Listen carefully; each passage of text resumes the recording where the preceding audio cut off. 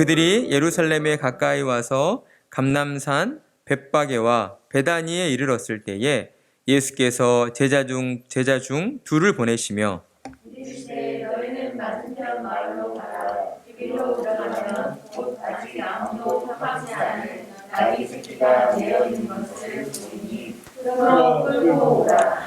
만일 누가 너희에게 왜 이렇게 하느냐 묻거든 주가 쓰시겠다 하라. 그리하면 즉시 이리로 보내리라 하시니 제자들이 가서 본즉 나귀 새끼가 문화골에 매어 있는지라. 그것을 보니 거기 서 있는 사람 중 어떤 이들이 이르되 나귀 새끼를 풀어 무엇하려느냐 하매 제자들이 예수께서 이르신 대로 말하되 이에 허락하니라. 나귀 새끼를 예수께로 끌고 와서 자기들의 겉옷을 그 위에 얹어 놓음에 예수께서 타시니 많은 사람들은 자기들의 겉옷을 또 다른 이들은 제 가운데 나뭇가지를 내밀며 앞에서 가고 뒤에서 따르는 자들이 소리 지르되 호산나 찬송하리로다 주의 이름으로 오시는 이여 찬송하리로다 오는 우리 조상 다윗의 나라여 가장 높은 곳에서 호산나 하더라. 아멘. 오늘은 교회 절기 가운데 종려주일로서 예수님이 종려 나무가지를 흔들며 호산나 찬송을 부르는 군중들의 환호를 받으며 예루살렘으로 입성하신 것을 기념하는 그러한 주일입니다. 그리고 또한 오늘로부터 예수님의 고난주간이 시작되는 주일이기도 합니다.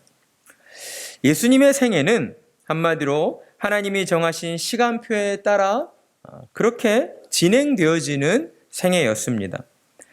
예수님은 사역 초기에 주로 어느 지역에서 활동하셨습니까?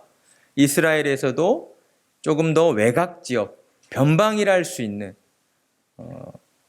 이웃 이방인들이 살고 있는 그러한 지역들, 주로 갈릴리나 가버나움과 같은 그러한 곳에서 활동을 하셨습니다. 그러나 예수님의 사역은 점점 외곽에서 이스라엘의 중심지가 되는 성전이 있는 예루살렘을 향하여 그렇게 이동되어지고 있었다라는 것이죠. 그리고 예수님께서는 오늘 말씀에서처럼 유월절을 맞추어 제자들과 함께 예루살렘으로 입성하게 되셨습니다. 이 모든 일들은 결코 우연히 벌어진 일이 아니었다라는 것이죠.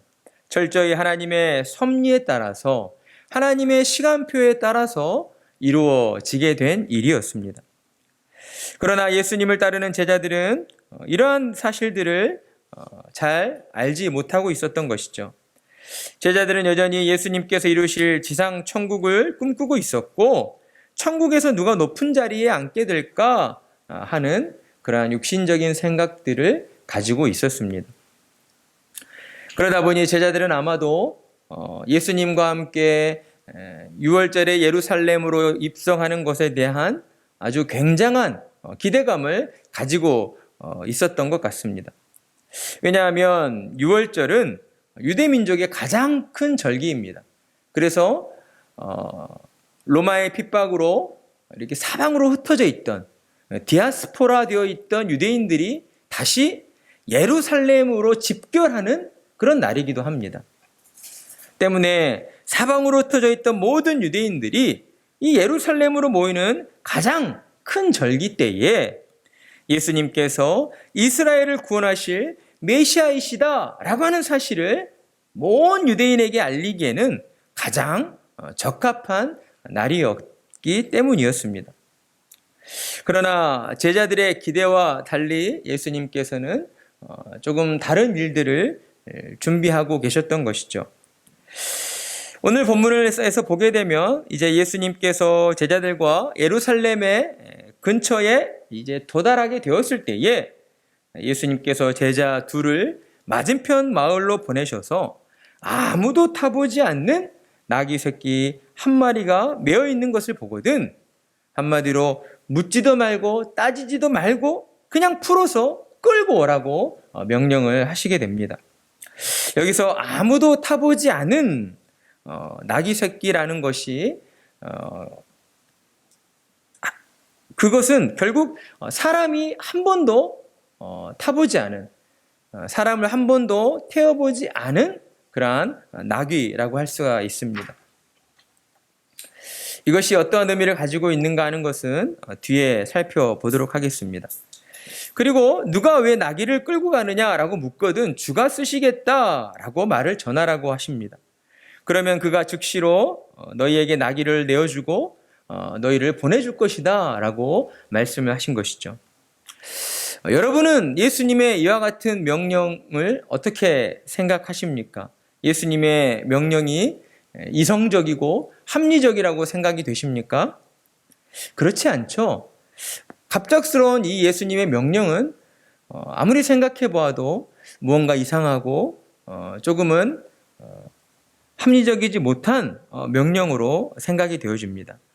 예수님의 이와 같은 명령을 잘못 이해하게 되면 예수님이 마치 제자들을 시켜서 나귀를 훔쳐오라고 도적질하라고 시킨 것으로 오해할 수가 있기 때문인 것이죠. 우리는 이 모든 상황들을 알고 있기 때문에 이러한 내용들이 쉽게 받아들여지지만 우리가 당시의 상황으로 들어가 보게 된다면 예수님과 함께 있던 제자들의 입장에서 생각을 해보게 된다면 너무나 뜬금없는 명령으로 다가올 수밖에 없다라는 것입니다. 제자들은 다 이상하다 여겼을 것입니다. 아니 왜 갑자기 매어 있는 나귀, 매어 있다라고 굳이 성경에서 표현을 하고 있다는 것은 주인이 있다라는 것이잖아요. 주인이 없는 그냥 들짐승이었다면 잡아와라 이해되죠. 그러나 다른 마을로 가서 매어 있는 나귀를 풀어서 끌고 오라는 것은 분명 그 나귀의 주인이 있다는 것인데 그럼에도 불구하고 그 나귀를 풀어서 끌고 오라고 명령을 하셨기 때문입니다.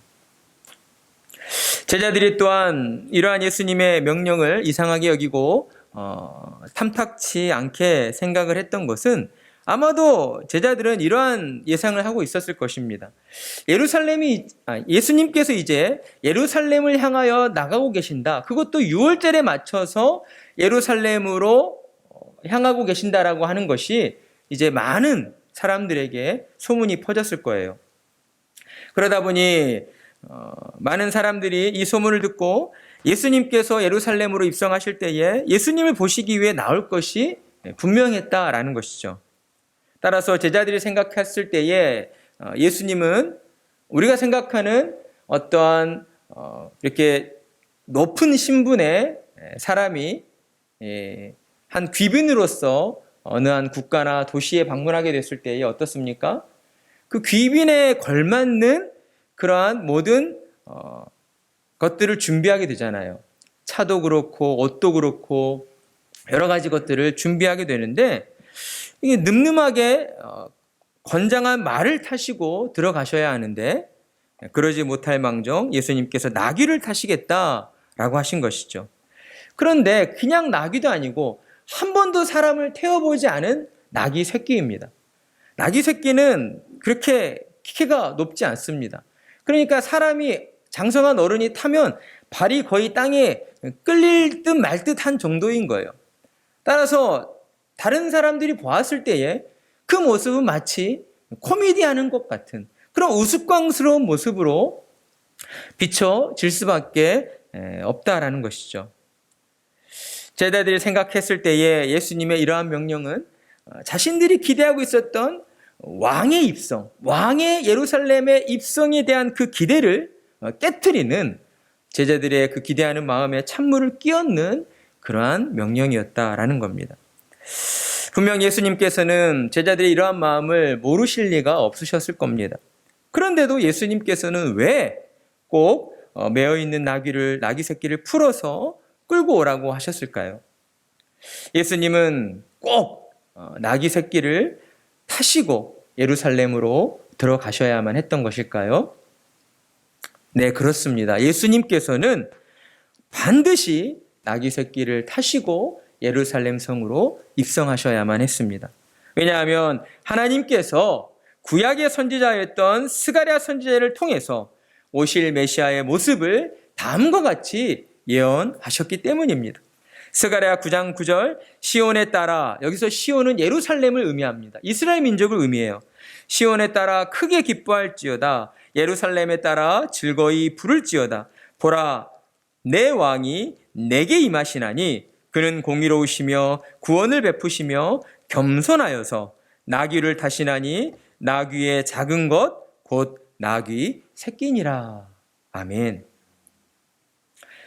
예수님께서 제자들에게 메어있던 나귀 새끼를 풀어서 끌고 오라고 명령하신 것은 하나님께서 스가랴 선지자를 통하여 예언하신 것을 그 예언을 성취하시기 위함이셨다라는 것입니다.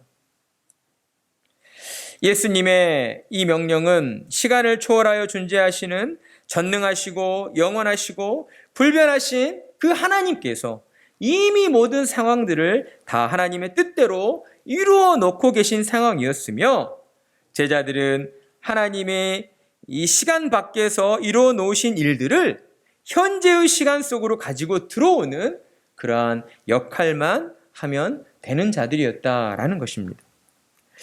우리는 이 부분에서 먼저 하나님께서 이 세상의 일들에 어떻게 관여하시는가에 대하여 알 수가 있습니다. 여러분, 우리는 어떠한 일들을 이루기 위하여 일정한 절차를 거쳐야 합니다. 그냥 갑자기 우리가 무언가를 하겠다라고 생각해서 그것이 당장 내일이라도 모레라도 이루어진다? 우리는 그렇게 할 수 있는 존재가 아닙니다. 보통은 이런 단계를 거치잖아요. 계획을 세우고 그리고 준비물들을 챙기고 그리고 나서 이제 계획한 일들에 따라서 순서대로 그 일들을 하나씩 진행해 나갑니다. 그런데도 때로 우리가 계획한 일들이 제대로 이루어지지 않을 때가 더 많죠. 왜냐하면 우리는 불완전하고 실수가 있는 연약한 존재들이기 때문이죠. 그러나 하나님께서는 그러한 단계나 절차를 결코 거치실 필요가 없으시다라는 것입니다. 하나님은 우리와 달리 영으로 존재하시기 때문에 시간을 창조하신 분이시기 때문에 시간 밖에 계시는, 시간을 초월해 계시는 하나님이십니다. 우리는 시간의 흐름 속에서 과거와 현재와 미래의 그 시간을 이렇게 살아가게 되지만 하나님께서는 그 모든 시간이 하나님의 눈 바로 앞에 펼쳐져 있는 현재의 시간으로 하나님은 서 계신다라는 것이죠. 따라서 하나님께서는 이 세상의 모든 일들을 하나님의 뜻대로 이미 다 이루어 놓고 계신다라는 것입니다. 그리고 하나님은 택하신 믿음의 사람들을 통하여서 하나님이 이루어 놓으신 일들이 세상을 향하여 그렇게 보여지게 되기를 원하고 계신다라는 것이에요. 그러니까 이런 것입니다. 하나님은 우리의 바람과 우리의 뜻대로가 아니라, 이게 중요합니다. 우리의 바람과 우리의 뜻대로가 아니에요. 하나님의 뜻대로 세상 곳곳에 하나님의 영광이 드러날 수 있는 선물 상자, 그러한 기프트 박스, 선물 상자를 세상 곳곳에 준비해 두셨다라는 것이죠. 그리고 하나님께서 선택하신 저와 여러분과 같은 이러한 믿음의 사람들을 통해서 하나님의 선물 상자가 세상에 개봉되어지기를 원하고 계신다라는 겁니다. 하나님께서는 그로 인해서 영광 받으시기를 그 무엇보다 기뻐하시기 때문이죠. 자, 그렇다면 하나님이 준비하시는 선물 상자는 무엇일까요? 그리고 그 선물 상자는 어떤 방법을 통해서 또한 열게 되는 것일까요? 여러분도 이미 다 아시고 계시겠지만 하나님이 세상 가운데에 준비해 놓으신 선물 상자는 바로 하나님의 말씀이라고 할 수가 있습니다. 그리고 하나님의 말씀에 순종하는 방법을 통해서 하나님의 선물 상자를 열어보게 되는 것이죠. 하나님께서는 세상을 위해서 이와 같은 하나님의 선물 상자를 준비해 주셨습니다. 요한복음 3장 16절 17절 말씀을 보면 하나님이 세상을 이처럼 사랑하사 독생자를 주셨으니 이는 그를 믿는 자마다 멸망하지 않고 영생을 얻게 하려 하심이라. 하나님이 그 아들을 세상에 보내신 것은 세상을 심판하려 하심이 아니요. 여러분, 하나님이 예수님을 세상에 보내신 것은 세상을 심판하시기 위해서입니까? 아니죠. 아니라고 분명히 말씀하셨습니다. 그럼 무엇을 위해서입니까? 예수님으로 말미암아 세상이 구원을 받게 하려 하심이라. 아멘. 하나님께서는 하나님이 창조하신 이 세상을 그 누구보다 사랑하고 계시는 하나님이십니다. 그렇기 때문에 하나님은 비록 인간이 죄로 말미암아 부패하여 이 세상이 저주받게 되었지만 하나님의 뜻과 하나님의 마음은 어디에 있는가? 죄로 저주받은 이 세상이 다시금 회복되어지기를 원하고 계신다라는 것이죠. 죄로 부패한 사람들이 하나님이 보내신 예수 그리스도를 구주로 믿고 영접하여서 그 모든 죄악에서 용서함 받고 구원받게 되기를 하나님은 그토록 원하고 계신다라는 것입니다. 그렇다면 세상을 사랑하신 하나님께서 이 세상을 위해 준비하신 하나님의 선물 상자, 곧 말씀은 무엇을 가리키고 있는 것일까요? 그것은 곧 예수 그리스도의 복음을 가리키고 있는 것입니다. 복음은 예수를 구주로 믿고 영접한 자를 구원하여 주시고 영생을 주신다고 하는 하나님의 은혜의 선물인 것이죠. 이 복음은 미래에 약속되어져 있는 그러한 선물만을 의미하는 것이 아닙니다. 복음은 죄로 부패한 이 세상에서 우리가 육신을 입고 사는 동안에도 하나님께서 우리와 친히 함께하여 주심으로 하늘의 평강을 누리게 해주는 그러한 현재 우리의 삶에 적용되어지는 하나님의 은혜이다라는 것입니다.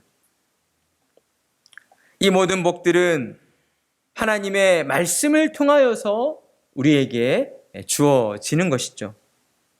그리고 하나님의 말씀을 순전한 마음으로 믿고 따르는 자가 하나님께서 주신 말씀의 복을 온전히 누리며 살게 되는 것입니다. 왜냐하면 하나님께서는 언제나 우리에게 주신 그 말씀을 통하여서 말씀에 순종하는 자를 통하여서 역사하시는 하나님이시기 때문입니다.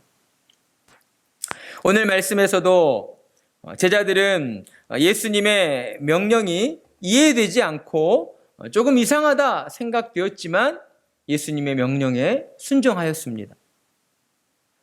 그랬기에 제자들은 예수님께서 진정 하나님이시구나 하는 그러한 놀라운 일들을 그들이 깨닫게 되었고 하나님의 영광에 참여할 수 있게 되었던 것입니다.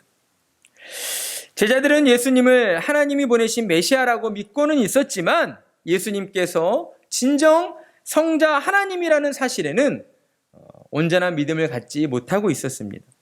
그러나 제자들은 이번 일을 통해서 예수님께서 사람의 마음을 움직이시는 분이시며 사람을 한 번도 태워보지 않은 나귀 새끼가 저항하지 않고 예수님을 조용히 태우는 그 모습을 보면서 예수님은 이 세상 모든 자연 만물을 자기의 뜻대로 그렇게 다스리시는 하나님이시구나 라는 사실에 그들이 조금 더 가까워질 수 있었다라는 것입니다.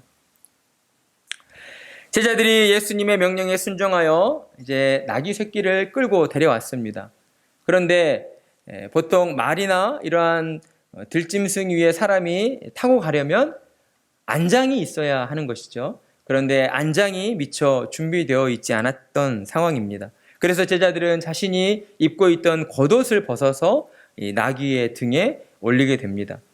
그리고 예수님께서 제자들이 준비한 그 나귀 새끼를 타시고 이제 예루살렘을 향하여 나아가시게 되는 것이죠. 그 모습을 옆에서 지켜보고 있었던 이제 많은 사람들이 예수님이 지나가시는 길 위에 자신들의 겉옷을 벗어 펼쳐두고 들에서 베어온 나무 가지를 길 위에 펴 놓아 두게 됩니다. 사람들이 왜 그러한 행동을 했던 것입니까? 그들은 예수님을 이스라엘을 구원하러 오신 왕으로 온전히 믿고 있었기 때문이었습니다. 그들은 이스라엘을 구원하러 오신 왕의 오심을 환호하며 축하하기 위해서 그와 같은 이벤트를 준비하게 되었다라는 것이죠. 사람들이 예수님을 이스라엘을 구원하러 오신 왕으로 생각할 수밖에 없었던 것은 예수님께서 지금까지 보여주셨던 수많은 행적들 때문이었습니다. 예수님은 이스라엘 전역을 돌아다니시면서 수많은 병든 자들을 고치셨고 귀신 들린 자들을 고치셨습니다.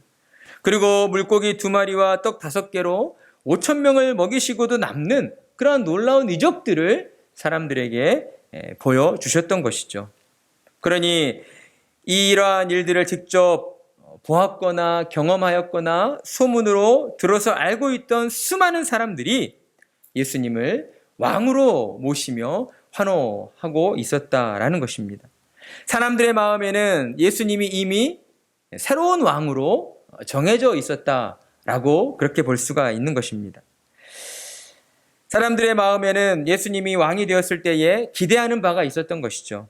우리도 대통령을 뽑을 때 아무나 대통령으로 뽑지는 않지 않습니까? 무언가 그 대통령, 그 지도자를 통해서 우리가 바라고 기대하는 바가 있기 때문에 그 사람을 대통령으로 이렇게 뽑게 되는 것입니다. 이스라엘 백성들도 그런 마음이었던 것이죠. 그들의 마음 가운데에는 예수님께서 이스라엘의 왕이 되시면 지금까지 보여주셨던 그 수많은 이적들을 행하신 하나님이 주신 그 능력을 가지고 이스라엘을 로마로부터 해방시켜 주시고 그리고 이스라엘의 모든 민족들, 모든 백성들이 처하고 있는 그러한 비참한 상황들, 고통과 슬픔과 아픔의 그 일들을 예수님이 깨끗이 씻겨주시고 회복시켜 주실 것이라고 하는 그러한 기대를 가지고 있었던 것입니다. 그래서 사람들은 이스라엘을 구원하러 오신 예수님을 열렬히 환호하였고 소리쳤던 것이죠. 호산나 찬송하리로다. 주의 이름으로 오시는 이여 찬송하리로다. 이와 동일한 사건을 기록하고 있는 요한복음 12장 13절을 보면 사람들이 종려나무 가지를 가지고 맞으러 나가 외치되 호산나 찬송하리로다. 주의 이름으로 오시는 이 곧 이스라엘의 왕이시여 라고 우리에게 말씀을 전하고 있습니다. 그러니까 사람들은 이미 예수님을 이스라엘을 구원하러 오신 왕으로 그리고 다윗의 자손으로서 인정하고 있었다라는 것이죠. 그렇기 때문에 사람들은 왕의 입성을 축하하면서 종려나무 가지를 흔들며 호산나를 외치며 예수님을 환호하고 있었던 것입니다. 사람들이 외쳤던 호산나의 의미는 무엇입니까? 구하옵나니 이제 구원하옵소서라는 의미입니다. 기도하오니 이제 나를 구원해 주시옵소서 이와 같은 의미라는 것이죠. 그렇습니다. 사람들은 왕 되신 예수님을 통하여서 자신들이 구원받게 되기를 간절히 바라고 또 원하고 있었다라는 것입니다. 사랑하는 성도 여러분, 예수님은 분명 온 세상을 구원하실 만왕의 왕으로 이 땅 가운데 찾아오신 분이셨습니다. 그러나 예수님께서는 세상의 군왕들처럼 그 누구도 가까이 할 수 없는 그러한 근엄함과 화려한 모습으로 사람들 가운데 찾아오시지 않으셨다라는 것이죠. 예수님께서는 나는 의인을 부르러 온 것이 아니요 죄인을 부르러 오셨다라고 말씀하신 것처럼 예수님은 겸손의 왕의 모습으로 나귀 새끼를 타시고 우리의 곁에 찾아와 주신 것입니다.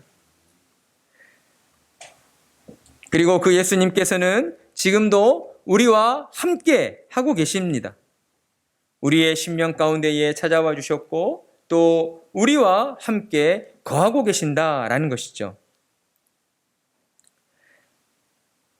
이스라엘 백성들은 자신들을 구원하러 오신 나를 구원해 주시옵소서라고 간구하며 그들 가운데 찾아오신 예수님을 왕으로 높이고 찬양하였지만 저와 여러분은 우리를 구원하여 주신 예수님의 은총을 이미 받고 누리는 자들이 되었다라는 것입니다. 앞에를 보시고 우리 태준이 똑바로 앉으세요.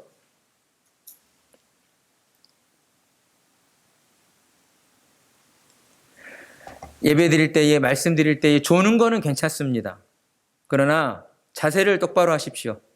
태준이. 목사님이 이 부분에 있어서는 지적을 할 수밖에 없는 것이 다른 성도님들에게 예배에 집중하지 못하도록 방해가 될 수 있기 때문에 그런 것이죠.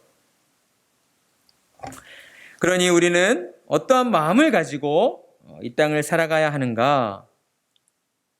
예수님께서 우리에게 베풀어 주신 그 구원의 은총에 늘 감사하는 마음으로, 기뻐하는 마음으로 우리는 살아가야 한다라는 것입니다. 하나님께서 우리를 통하여 하나뿐인 아들 독생자 예수 그리스도를 내어주셨고, 그 예수님으로 말미암아 우리의 모든 죄가 씻김을 받았고 구원받았음으로 인하여 우리는 늘 기뻐하고 감사하는 자로 그렇게 살아가야 한다라는 것입니다. 그러니 우리는 모든 삶 속에서 오늘 본문에 등장하는 수많은 사람들이 호산나라고 외쳤던 그 목소리보다 더 크게, 더 큰 목소리로 우리 주님을 찬송하며 나아가야 하는 것이죠. 그래야 할 때에 주님께서는 우리의 그 기뻐 찬송하는 소리들을 기뻐하시고 우리의 모든 삶 속에서 하나님의 기뻐하심과 하나님의 평강이 누려지도록 그렇게 역사해 주시는 것입니다. 예수님은 우리를 위하여 십자가의 고난의 길을 마다하지 않으시고 그 길로 나아가셨습니다. 사람들이 예수님께서 앞으로 당하실 고난이 어떠한 고난인가를 사람들은 알지 못하였지만 예수님은 그 환호하는 사람들의 그 마음 속에 나를 구원하여 주시옵소서, 호산나 주 예수여 나를 구원하여 주시옵소서라고 하는 그 간절한 외침을 기뻐 받아 주셨던 것입니다. 우리에게는 그 주님의 은혜가 새겨져 있습니다. 우리의 심령 가운데에는 하나님의 사랑과 은혜가 새겨져 있습니다. 그러니 우리는 이 땅을 사는 동안 세상의 가치관에 의하여 우리의 마음이 흔들리는 것이 아니라 모든 생활들 속에서 나를 위하여 이 땅에 오신 예수님, 나의 모든 죄를 지시고 십자가로 나아가신 그 예수님, 그 예수님으로 인하여 기뻐하고 감사하는 그러한 삶이 되어져야 하는 것입니다. 예수님으로 인하여 기뻐하고 감사하는 삶이 되게 해달라고 더욱 하나님을 찾고 은혜를 구하며 나아가시는 그러한 복된 성도님들이 되시기를 간절한 마음으로 축복합니다.